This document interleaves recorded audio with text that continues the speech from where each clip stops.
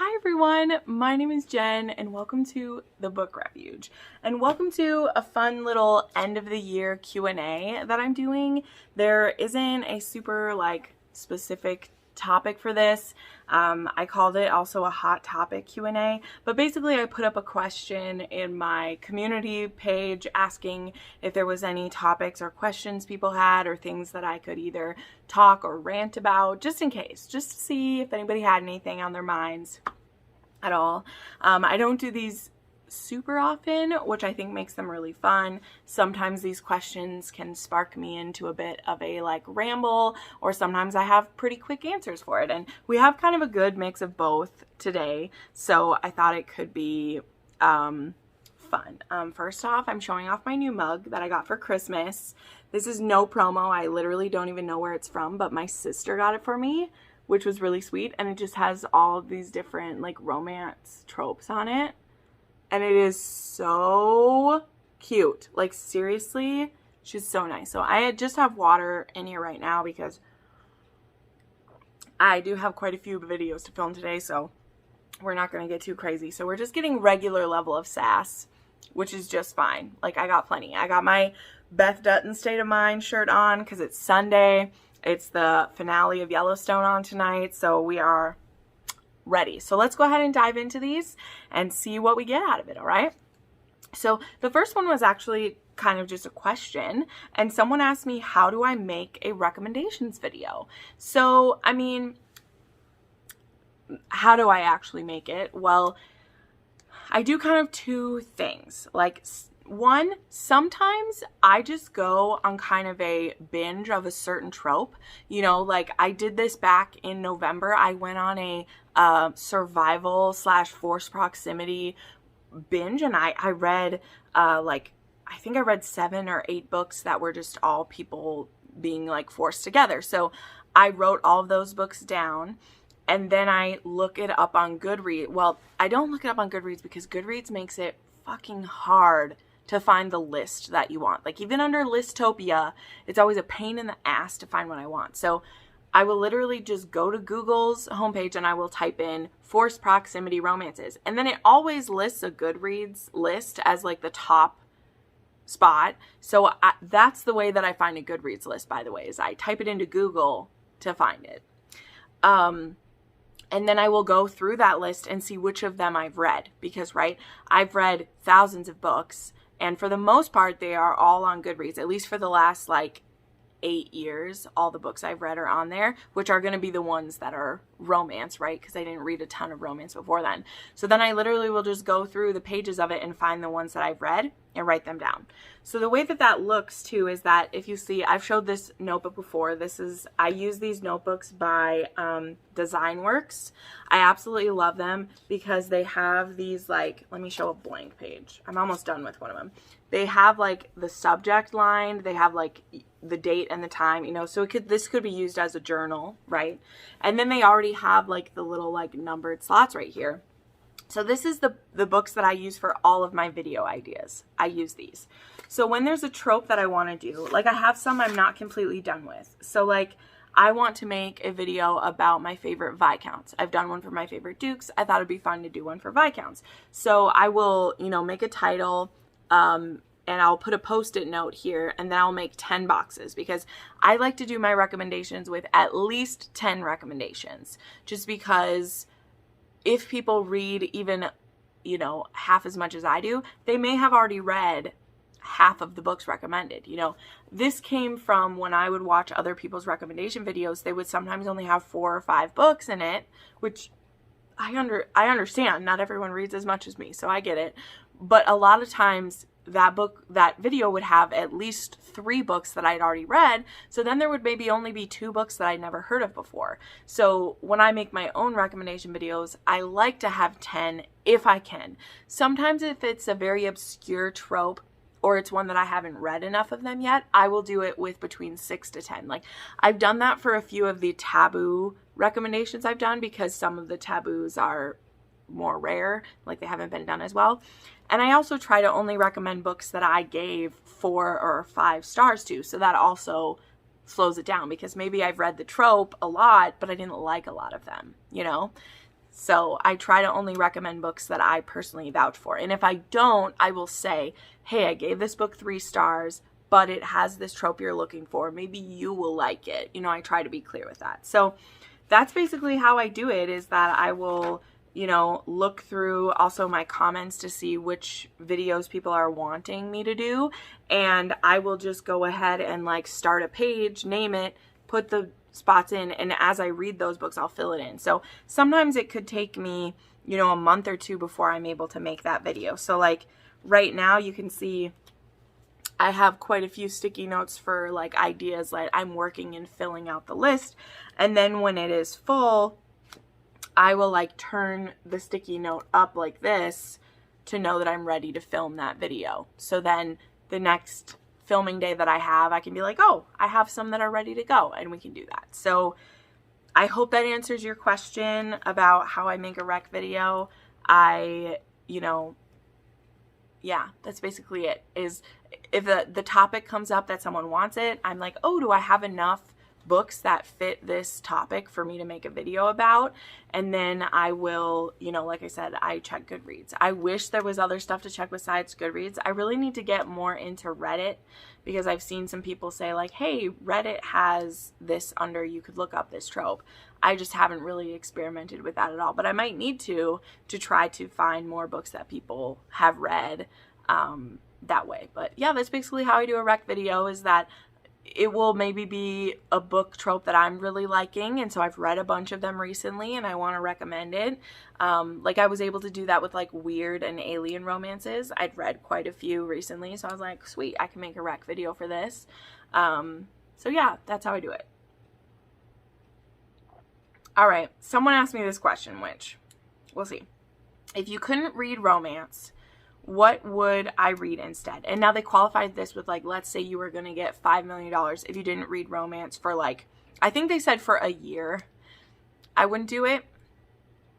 And I normally don't play along with ones like these, because what would I do without it? But if it was for $5 million and I didn't read a romance for 1 year, I think that I could do that. And I think what I would read is, this would be a good time for fiction books that have romances, but maybe aren't exactly maybe an HEA, or they will have an HEA, but they're not technically a romance. So this would be the time where maybe I would split hairs a little bit. I could probably read mysteries and like fantasy with like I could read fantasy without romance for a year. I could do that. There definitely are enough that I have queued up that would still maybe have characters like falling in love with each other, but the main plot is what's going on. I could read some women's fiction. So I think it's a question of like, there's nothing that I would trade romance in for on a permanent basis. But if for some reason this was my deal with a crossroads demon, that if I gave up romance for 1 year, I could have $5 million, what would I read? That's probably what I read. I could read true crime. I would read, because these are all things that I will get the hankering for sometimes. And then I read it and I'm like, oh, there's no romance in this. I don't like it. But I could definitely see myself reading some like that if I had to. I do actually enjoy biographies of like famous people and kings and queens. So I could even read some nonfiction for a while. I think I could do that. So weird question, because no one's going to make me give up romance for a year, but there's your answer. Those are the ones that I would probably try. What are some of my favorite indie rom-coms? Someone asked me. So I haven't done a rom-com rec video in quite a while, so that could actually be, maybe I'll make a page for that to put together. The authors that I would probably suggest, I really like Jana Ashton. She has a Right and Wrong. Those are both age gaps. They're both very funny. They're very funny. One of them is with her gynecologist, and the other is her brother's best friend's older brother. I know that's complicated, but that's what that one is. Some other ones that I think are really funny. Let me think. I think that the Bailey brothers by Claire Kingsley are pretty funny. And I also think that Melanie Harlow's, like, her last series that she finished, the not Cloverleaf Farms, the one with like Drive Me Wild and like Tie Me Up, those ones, those are very funny. Melanie Harlow writes some good funniness. Those are probably my favorites. That's what I would say. A lot of times, the ones that are rom-coms, the characters are so frustrating to me because they fall into miscommunication trope way too often. But the Bailey brothers, they do a pretty good job with that, and there still is some great humor with the family. And then, yeah, Melanie Harlow, really great. And yeah, Jana Aston, I gut laughed at some of that. And I will still recommend it. This one is not officially like a rom-com, but The Takeover has me in fucking stitches when I read that book, okay? It also will make you cry, but it has me in stitches. So I wouldn't call that one a rom-com, but it's one of the funniest romances I've ever read, so I would have to recommend that too. Then someone had asked me for most anticipated reads of 2022. They asked me this not knowing that I, was going to film this, but here's a little bit of insight too. I say this in that video, which I will link up here so you can check it out. The thing with being an indie romance reader is that authors don't often put their book up too early because they're still writing it. A lot of authors that I love, like, here's the thing. I know one of the books Sophie Lark is writing in 2022. They haven't announced any of the other ones, but like, I know that there will be more books from her that will be my favorite books of the year, but I don't know. So I made that list. A few of the top ones in there are going to be Crescent City 2, The Savage by Sophie Lark, and what's another one I'm very excited for? Let me think. I literally made a list. Twisted Hate, Monroe, and actually The Demon Tide by Lori Forrest, which is a new adult fantasy romance because that's wrapping up a series that I really love. So those are some of my most anticipated ones, but you can go watch that video to get a whole list. I think there's like 20 on there that I'm excited for. What are my favorite videos to make? That is a great question. I get that one every now and then, and it honestly changes. The video in 2021 that's been my favorite is I love doing my weekly wrap-ups. And I'm so happy that when I did my end of the year survey, about 50% of you said that my weekly wrap-ups are your favorite. They are time consuming to film, edit, and upload because they're usually my longest video, usually. And sometimes it's been hard to film them because if I'm busy on a Saturday, it's very hard to get them filmed. I may be changing the day that I release those videos or the time of day that I release those videos to give myself a little more leeway in the coming year because, it really was fine during lockdown because I didn't go anywhere on the weekend, so I could devote every Saturday morning to filming, and that's just become more difficult, as I want to go back into society again. But they are my favorite to film because I want to talk about every book that I read, and that is what you guys want from me.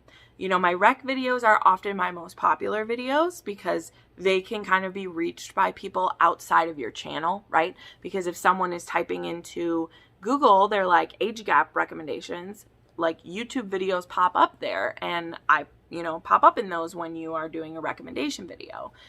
But the ones that mean the most to me are my weekly wrap-ups, and I've been doing those for a year and a half. I started doing them midway through 2020.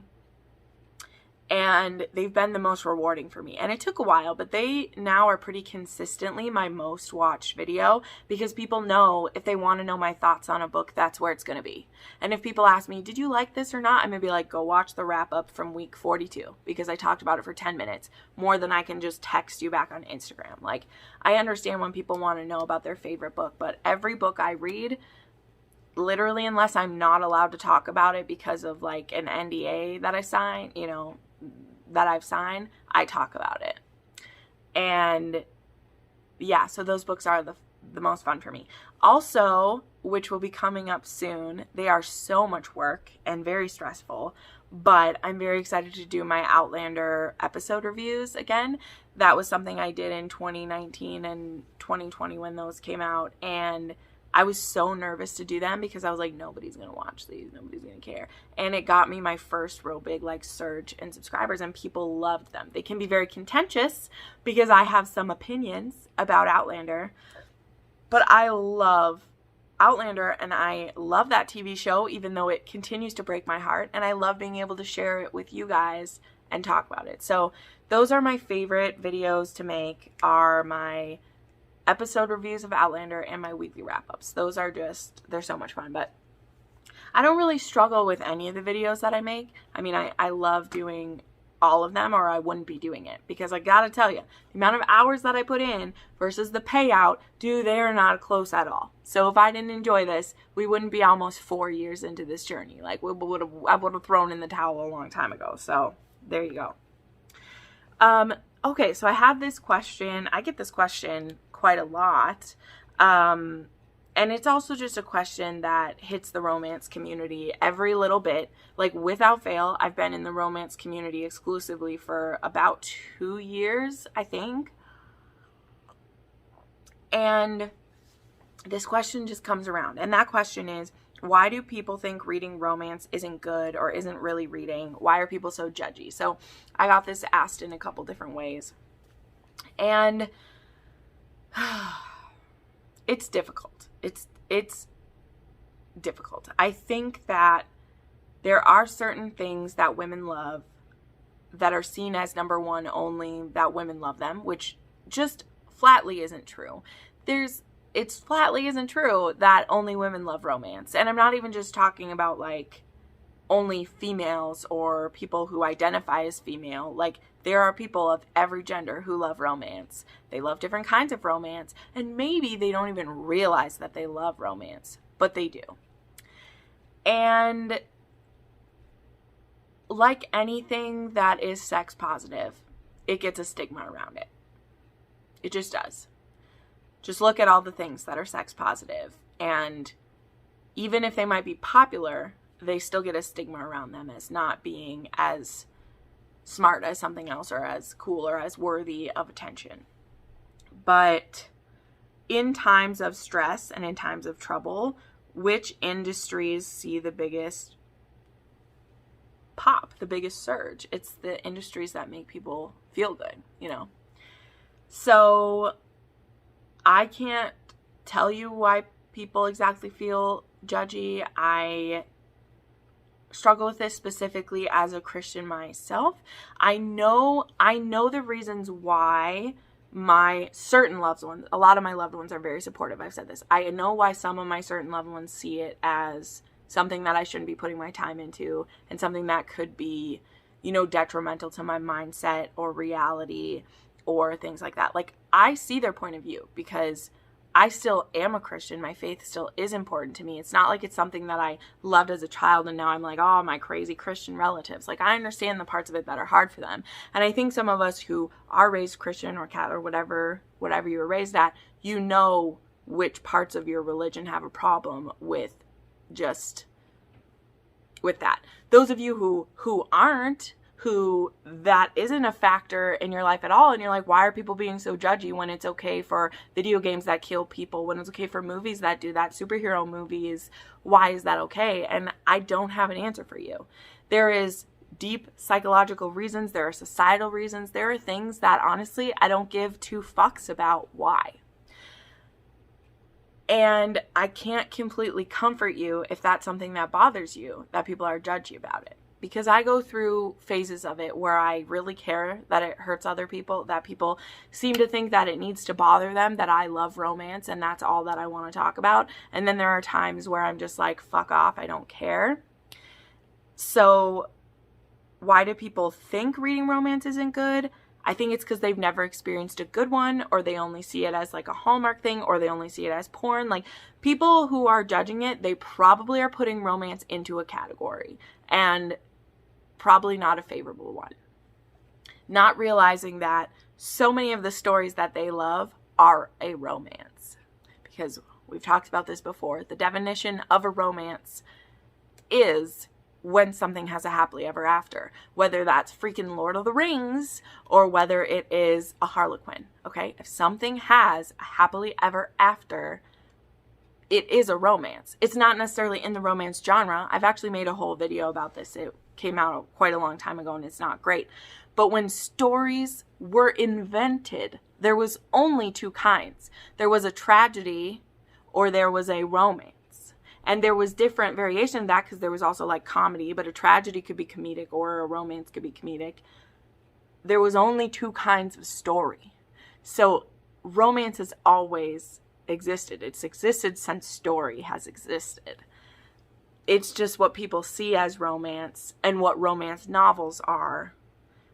People want to see it as lesser for some reason, when I'm just like, literally our entire, like, the entire art of storytelling only rests on these two different things. Like, I've actually looked into the meaning of the words and where story came from. Like, I researched it when I did that video, and those are the two sides of it. So it's very interesting to me. But I think, like, we just got to be honest. People are judgy about it. They see it as ladies' porn. And you know what? I'm being honest here. I see some forms of it as, like, porn too. I do. This is an unpopular opinion, and I understand why people don't want it to be framed that way because it gives it a negative connotation. But, like, there are kinds of romance that's what they feel like if people haven't read a lot of them. And if they haven't read ones that really touch them. And if they haven't read a book where sex was used as a binding between people and that it was beautiful. Like, that's how they're going to see that. And they're not necessarily wrong if they are seeing the parallels between, you know, visually what porn is and what reading it is. There's a lot of the same parts of us that get stimulated by, literally stimulated by those things.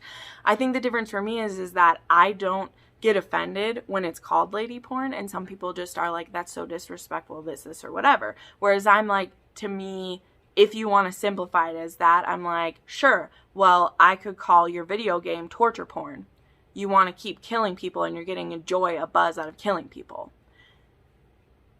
So what do you want? It's something you're addicted to and you want to keep doing it, and it's hitting a pleasure button for you while you do it. Like, what's our definition of pornography? So this got way deeper than I meant it to get, and I'm not trying to redefine the way what you call romance. I'm just saying that, like, I don't get offended when people try to use those demeaning words for it. I'm just like, yep, in my lady porn, if that's what you want to call it, it still keeps your divisions of the publishing houses open. Because if romance wasn't being sold in the vast amount of quantities of it that were getting produced and written by publishing houses who, like, your fiction couldn't be written because it's on the backs of romance authors that so many other publishing houses can't even stay open. So fine, my lady porn runs yours, just the way that actual porn can make other stuff happen as well. So whatever, people are going to be judgy of whatever it is. People are going to be judgy of whatever it is that someone else loves because they feel left out of it or they don't get it. And if it continues to bug you, like, you're never going to be able to find the joy out of romance that you're meant to. So, like, you have to come to the place where you're like, you're going to let it bug you that people are being judgy, or are you just going to brush it off? Like, what I've done with family members and friends who aren't openly criticizing me, but they kind of are like, oh, you're just reading romance. I'm just like, yep, it's my favorite. And I let it go. Like, I don't start an argument about it. And if they try to come back with it, then I have a few facts that I throw down, and I'm like, I'm not going to argue with this about. Like, you're not going to change my opinion by trying to shame me out of something, because I'm just not that kind of person. So, but that's up to you how you're going to react. So I didn't mean that to be like a teachy thing, but that is how I look at my favorite genre. They can call it whatever they want. It doesn't change what I get from it. By you calling it mommy porn or lady porn or whatever, that doesn't change what I'm getting from my romance. So go ahead and demean it. Go ahead and call it what you want. I'm just going to keep on loving it and keep on enjoying it. And you're the one who ends up looking stupid in that case, because it's like, yep, my lady porn is paying my bills. So there you go. Move along. Did I read By Sin I Rise Part 2? And, like, will I read it? Have I read it? Am I going to be a hater? There was questions about By Sin I Rise Part 2. So I haven't read it. If I had, you would have seen it. It would be on my Instagram, or I would have talked about it. I'm not hiding that book. I have not read it. I was not offered an arc of it this time, even though I signed up for it. They vastly reduced the number of arcs that went out, and I can only assume it's because the general feeling about By Sin I Rise Part 1 was not great. It was not great. And the fact that this book was split in two, I was not happy about it. I still do plan to read By Sin I Rise Part 2, but I don't know when. Probably in 2022 at some point. But I'm not eager to do it. I've seen some people review it already, and everything that I thought and feared would happen in this book, it seems like it does. So it's not that I want to be a hater or any of that, but I have a feeling I won't like it, and I don't feel like I need to dogpile onto what's already out there. Cora Reilly is making some poor decisions in her writing, in my point of view. I honestly think if she doesn't have the stories to back it up, I think she should just switch to a different story. Like, I know people would riot, though. I understand. I get why she wouldn't want to do that.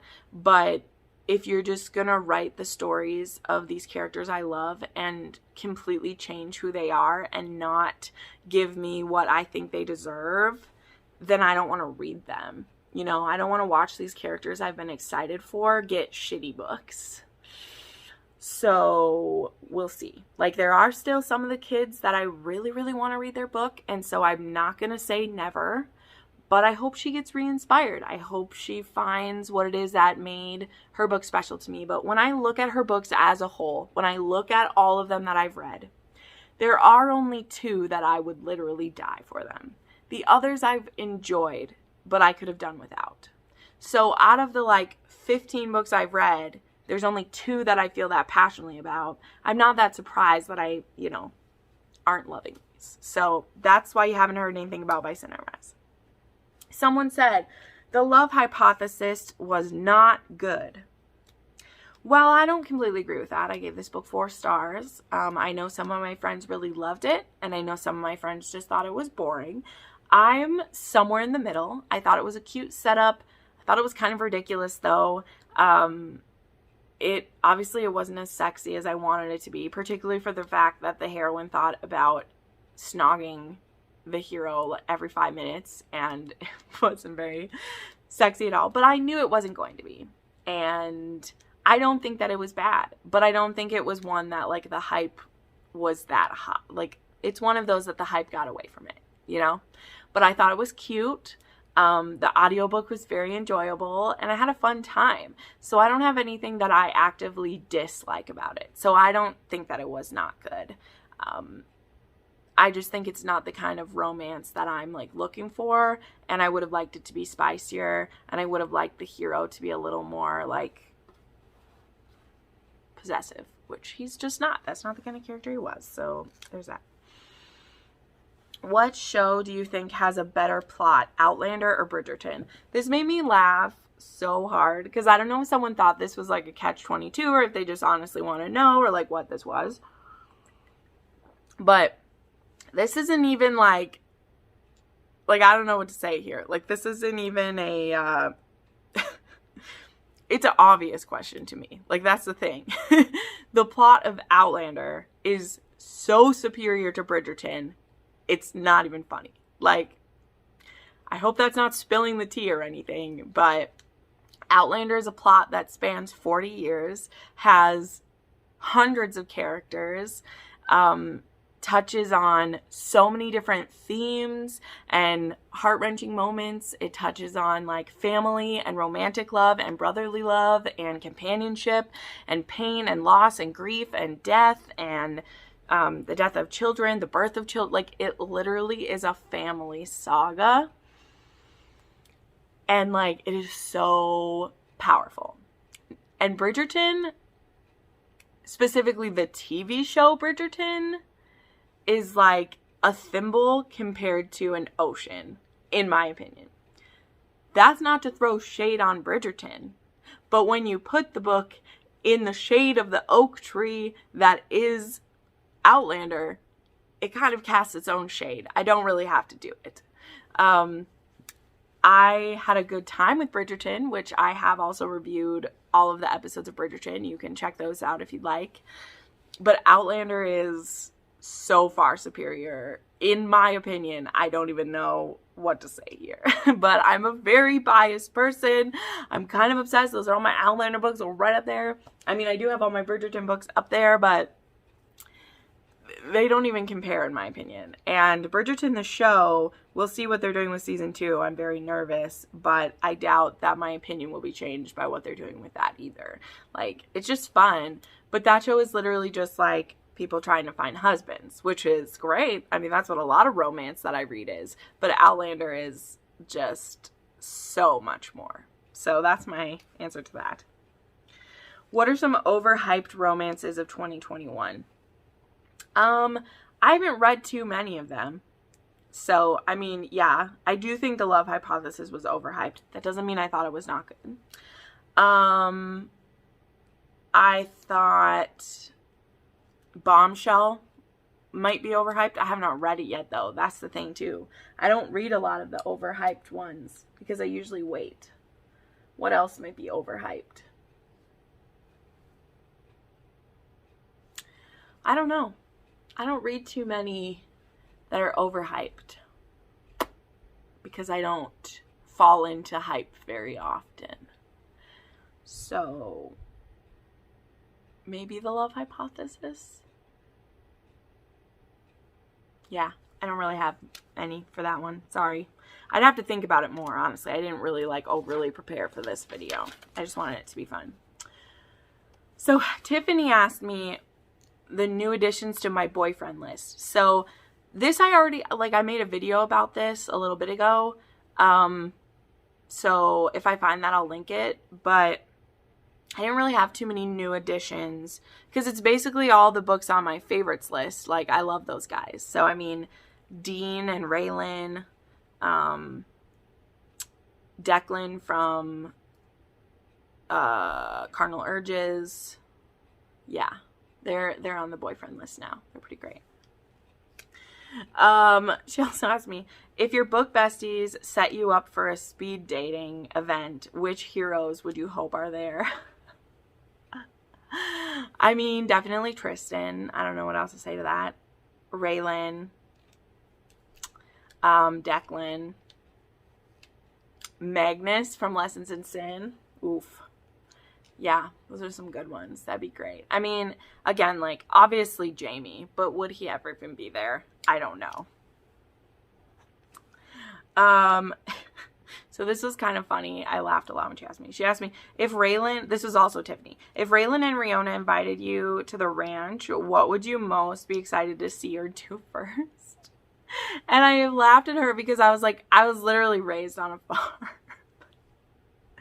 And if Reilly and Riona are the ones inviting me, well, Raylan's already with Riona. So maybe I'll hope that someone's still single and I want to do them first. But otherwise, I mean, I've ridden horses and wrangled cows and played with goats and chickens and ducks. I'm literally from a farm. So there isn't much on the ranch that I'd need to do first. But I thought the question was really cute and I appreciate the creativity. But I mean, since I'd be going to the ranch and Raylan's already taken, there isn't a lot that I need to do. It's a farm. Been there, done that. Don't need to go back. You just end up shoveling shit. So I'm good. But that was really cute. And then this was a question that was actually on a video the other day. I did a gay romance recommendation video.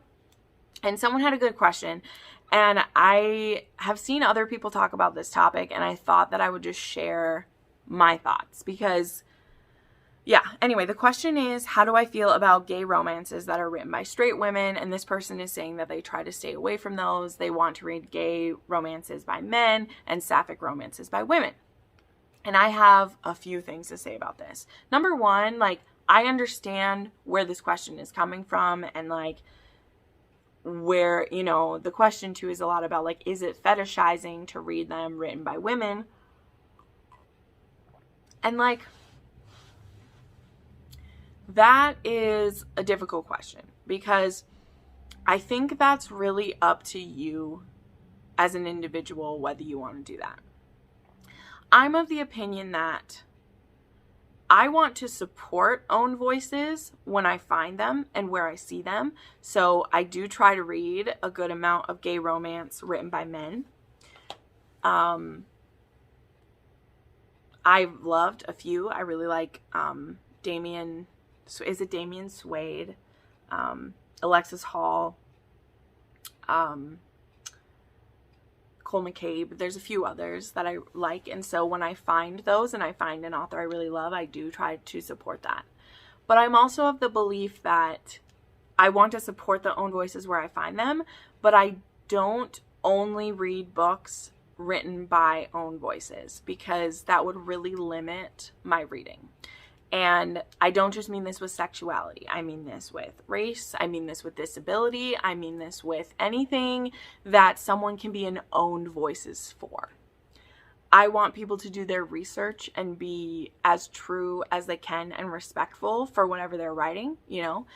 But if we only read romances by the owned voices, I feel like it would really limit what we could read. And I think it even takes, in my opinion, I think it even takes some people writing not own voices badly, not on purpose, but badly, for someone who is own voices to say, well, I want to write it better. I'm going to do it now. I'm going to use my own voice to write this story. Because I think some people are scared to do it, or they're, you know, nervous that they couldn't be a writer, but they have an experience to share. And so I think it takes people making mistakes, again, with good intentions and being willing to improve, for there to be progress. So I can't really speak to the fetishizing part of it, because I'm not anything other than who I am. And I'm sure there are some people that feel that it is. But I also think that most authors are writing about experiences that they haven't lived. And if they didn't, we wouldn't be able to get all the stories that we want to have. I had a phone call right in the middle of that, so trying to pick back on my train of thought there. But anyway, so yeah, basically my thoughts on it are, I don't see it as fetishizing for myself. Like, I don't know, but that's a sticky thing, and that's just my opinion. And if it doesn't feel right to you, if you don't feel okay doing that, I'm not here to tell you that you need to be okay with it. I'm not here to say, well, that's dumb for you to feel that way. And maybe my mind will change over time. You know, maybe I will feel different the more opinions that I've heard. I mean, I have spoken with gay and bisexual people over time and heard their opinions on it, and I've heard literally both ways. Like, I've literally heard it right down the middle of people who are bothered by it and people who aren't. People who are happy that the content gets created, no matter who's doing it. There's also a factor to remember that maybe some people who you think aren't speaking with an own voices are speaking with an own voice. You know, sometimes there are people who don't want to share their sexuality, or they're using a pen name. You know, I know there are definitely men who have used a pen name to write other romances before. Maybe there's even a woman using a man's name so that they can write without anyone knowing. You know, like, you just don't fully know, especially with indie authors where things are hidden. They don't want to share who they are because they're afraid of judgment. So I just don't think that is a neat and clean thing. So you're asking for my opinion on it, and that's how I feel. I'm just here to read a good story. I often don't look up anything about an author, even being a creator that I am now. Like, I don't, you know, unless I hear stirrings about an author having done something really wrong that I feel like I should look into it, or it's an author who's reached out to me and is interested in me sharing about their books, I don't really look up authors. I let their work stand alone, and I enjoy that. So some people see that as wrong. Some people see that as me choosing to remain ignorant. And all of those things can be true at once. Like, I'm looking for good, powerful stories. No matter who writes them or how it comes to me, I want to read good stories. And I'm definitely not closed to, like, to reframe, I want to read own voices. And as I find those creators, those writers who are writing own voices for LGBTQ stories, like, I want to read them. But I'm also not going to turn away books written by straight women when they still tell very powerful stories for me. So those are my thoughts on it. And again, I understand if yours are different, but that's just where I'm at currently. I'm not afraid to have the needle move or my opinion to change, but that's where we're at right now. So thank you so much for watching this video, this kind of chatty Q&A. My throat is starting to get sore from this, so I'm going to go ahead and wrap it up. But thank you for spending some of your time with me, and thank you for submitting these questions, and thanks for a wonderful 2021. Wow, does time fly? Wow, has this been just a great experience. I've had a wonderful time. And yeah, I can't wait to see what 2022 is going to bring us. So thanks so much and have a great day. Bye.